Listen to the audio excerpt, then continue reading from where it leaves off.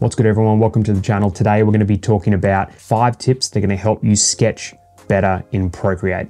Procreate is a fantastic app that has helped revolutionize digital art around the world. There's no doubt about that. Let's jump straight in today and look at tip number 1, which is setting up your canvas.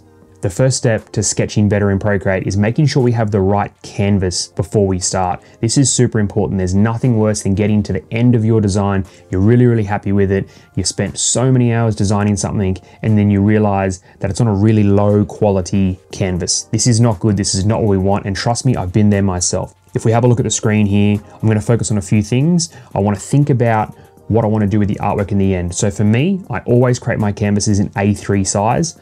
And I usually always print in A3 or A4. This is going to set up perfectly because if I do want to print in A4, I've got it larger than A4, but then if I do want to print in A3, I'm covered as well. Think about it the other way around. If you created an A4 size canvas, but did want to print in A3, you're upsizing and that is not going to be good for anyone. You will lose image quality, which no one wants. So if we have a look here, I'm going to switch it into millimeters. Width is going to be 297. Height is going to be 420, international standard size for A3 piece of paper. And I'm really happy with this because at the moment I've got my DPI set at 300 as well. Dots per inch. Think about this if you do want to print your work in the end. The higher this number, the more dots per inch there's going to be, which is going to result in a higher quality print. So 300 at this size, I know I'm covered for A3 or anything below that as well. Hit create and we're good to go. Tip number 2 is using the right tools. It's no denying that Procreate has a vast variety of tools and brushes and options to use, and it is very tempting to get carried away with it and use as many as you possibly can. But think about what you want to do in terms of the job you're trying to create and maybe utilizing tools that are going to make it a little bit easier to do that. I'll give you a bit of an example. If I want to go ahead and draw some hair, is it better that I use a really big, thick airbrush, or should I get something a little bit light and wispier that's going to create a bit of a hair texture a little bit easier? Let's have a look. If I jump into my brushes here and we go airbrushing, we choose hard brush and we'll choose a decent size. We can go ahead and draw a little bit, but as we can see, everything is exactly the same.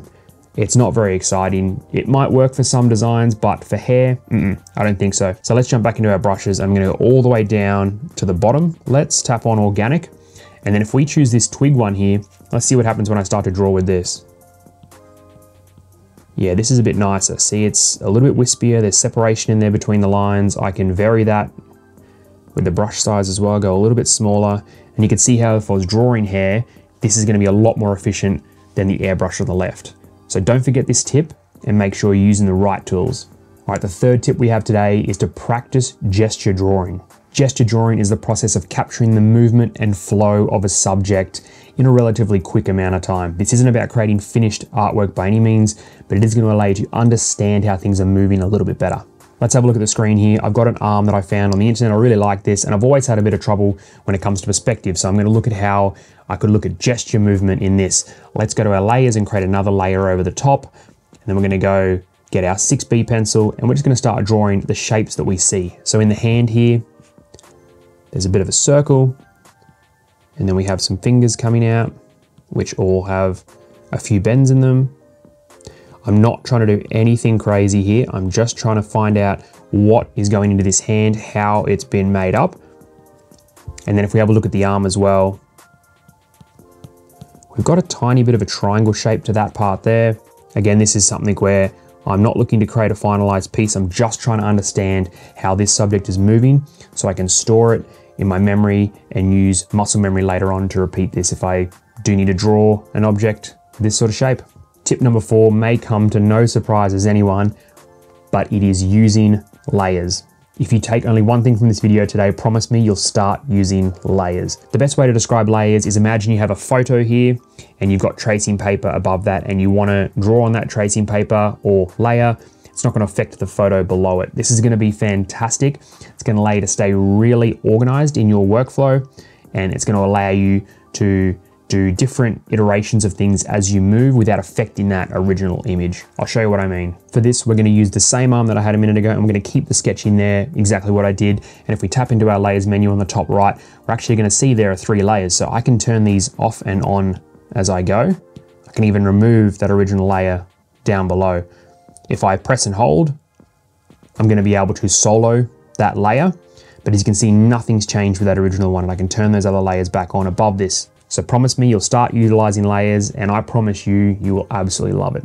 Tip number 5 is using references in Procreate. A reference is just an image that we're going to be referring to. We're not going to be copying necessarily, but we just want to get an idea of what we're working on. And a reference image is going to allow you to draw inspiration from something and create your own piece after that. Luckily, Procreate has this in mind. So I'm going to show you right here. If we tap on our layers here, I'm going to turn off that original arm sketch, and I'm just left with the sketches that I made over the top. Now to continue from here, I could turn that layer back on below, but I don't want to do that. Let's go into our Actions tab at the top here. Make sure Canvas is selected, and we're going to turn on Reference here. Now, as you can see, I've already pulled this arm into the Reference tab, but I can go ahead and move this around the screen, and this is freely independent from the canvas that I was creating. Now I can go ahead and really practice drawing the rest of that arm in without actually technically copying it over the top. I'm going to really start to use that muscle memory and really have it sink into my brain. Utilize reference images, they're fantastic, and in particular using the reference option within Procreate. And there we have it. Those are my 5 tips for better sketching in Procreate. But the biggest tip I can give you is to practice. Keep practicing, keep drawing. The only way you're going to get better is if you put time into this fantastic app. So I hope these tips really help. I hope you get out there, give it a go. Let me know how you went in the comments. But as always, like, subscribe, and share. It really does help me bring you more videos each and every week. Thanks for watching. I'll catch you in the next video.